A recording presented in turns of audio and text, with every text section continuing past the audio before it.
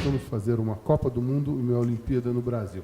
Queria ouvir a opinião do Antônio também. Queria que vocês falassem um pouquinho, os dois, sobre esse momento que a gente deve viver aí daqui a pouco e mais para frente a Olimpíada. A minha opinião é bem complicado, até porque para depois você fazer uma gestão dessas arenas é de uma complexidade sem tamanho. Então, por exemplo, o Palmeiras vai ter o novo estádio deles, quem vai fazer essa administração é a W Torres. O São Paulo consegue fazer isso porque tem histórico disso. A gente começou lá atrás, na década de 70, tem todo um know-how, uma expertise de anos ali. A gente olha na África do Sul, hoje esses estádios são elefantes brancos. Por exemplo, a gente estava comentando outra vez, para você colocar um estádio ali no norte, onde o futebol não capitaliza tanto, para você manter um estádio de primeiro mundo, pós-Copa do Mundo, aquilo ali vai dar um prejuízo danado. Isso pensando só na administração dos estádios. Tem todo o entorno, segurança pública, mobilidade urbana. Cara, é complicado. Eu também, assim, apesar de adorar futebol e eventualmente até ir assistir o jogo da Copa do Mundo, não vou dizer que eu não vou, né? Mas eu acho, assim, a repetição de um erro, né? De uma insistência num modelo de desenvolvimento, né? Baseado em grandes obras, baseado no cimento, que está longe de ser a prioridade do país, né? É lógico, meia dúzia vai se dar bem com essa história aí, a coisa vai acontecer. Mas eu acho que se a gente estivesse pensando mesmo no que era melhor para o país, não sei se era por esse caminho não que eu seguiria, mas... Agora, Furlino, a Aracati, a agência de mobilização que surgiu a partir da Marco 3, ela tinha como objetivo incentivar a participação social dos jovens. Qual que é o grande obstáculo hoje em dia para que os jovens participem mais efetivamente de projetos sociais? Acho que tem uma série de fatores que estão ligados a isso, né? Acho que tem a questão cultural, que a gente já falou, enfim, desde a formação escolar, né? A gente ainda... Você entra na escola hoje, ainda é um modelo de educação muito antiquado, né? No sentido de que exige uma postura passiva do aluno, né? O professor como quem tem o conhecimento, a tal da educação bancária, né? Que o Paulo Freire falava, que o professor chega lá e fica depositando conhecimento na cabeça do aluno como se ele fosse um vaso vazio, né?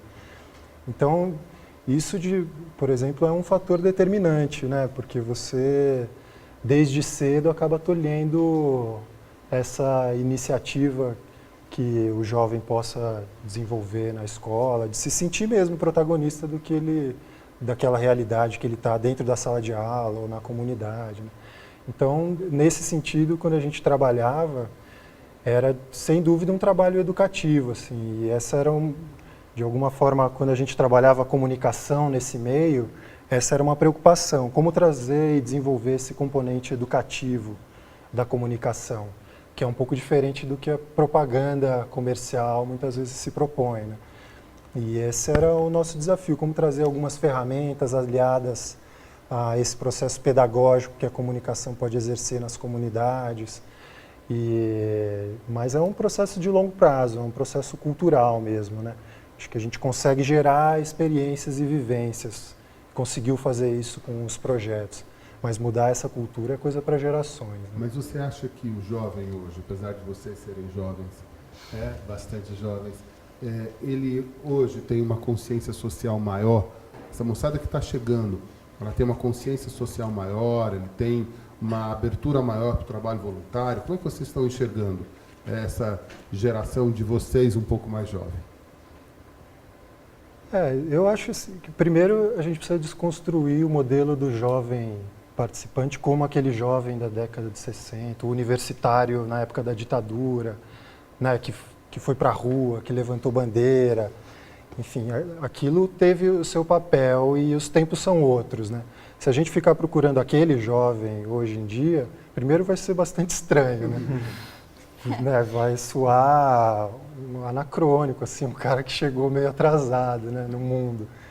E aí, mas o que acontece é isso, muitas vezes também esse discurso do jovem passivo tem a ver com isso, da gente estar esperando ainda um modelo de ativismo que não é o modelo que existe hoje, né? Hoje em dia, com a internet Existem outras formas de engajamento que acho que a juventude está criando, a cultura tem sido, os movimentos culturais, né? O hip hop, o grafite. Então acho que é difícil fazer essa avaliação, assim, né? Se está engajado ou não. Eu prefiro dizer que, de repente, está atento a algumas questões à sua maneira, a maneira do seu tempo, né? Olha, não sei se isso é bom ou ruim, né? Mas, e o governo? Você trabalhou um tempo como assessor nesse sentido, nessa temática social. Você acha que o governo faz a parte dele para engajar esse jovem em temáticas sociais? Acho que especificamente em relação à juventude, aconteceram alguns avanços nos últimos anos. Assim, foi criada uma Secretaria Nacional de Juventude, já aconteceram 2 conferências nacionais de juventude, que juntam essa juventude partidária, do movimento estudantil mais clássico, com essa molecada que está inventando novas formas de participar. Enfim, ainda tem muita água para rolar, ainda é insuficiente, insatisfatório. Mesmo as pessoas que estão engajadas com isso têm uma série de críticas e reconhecem que é preciso haver avanços. Mas a gente precisa reconhecer, sim, que nos últimos anos, pelo menos nesse diálogo do governo com a sociedade civil, aconteceram algumas mudanças boas. Assim. Você falou a história do jovem que está engajado, ele usa outras ferramentas. Existe uma crítica que o famoso web engajado é aquele cara que acredita que por clicar já é suficiente para ele se mostrar engajado e participativo. Isso não é uma armadilha?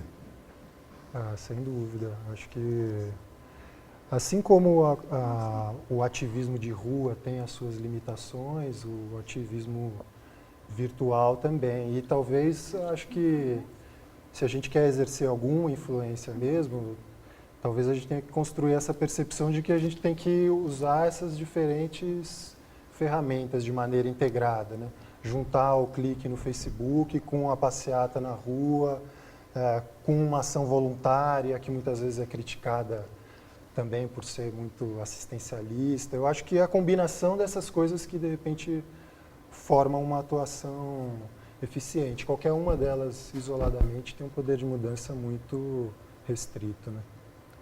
Ainda falando sobre essa questão da internet, recentemente veio à tona essa história do Cone 2012, que foi um trabalho de uma ONG na Uganda, que fez um curta sobre denunciando.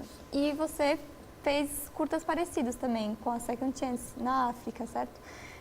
Sobre a Guerra Civil da Libéria. Até que ponto você acha que compartilhando vídeos assim consegue atingir, mudar a consciência das pessoas? Você acha que é muito efetivo ou pouco?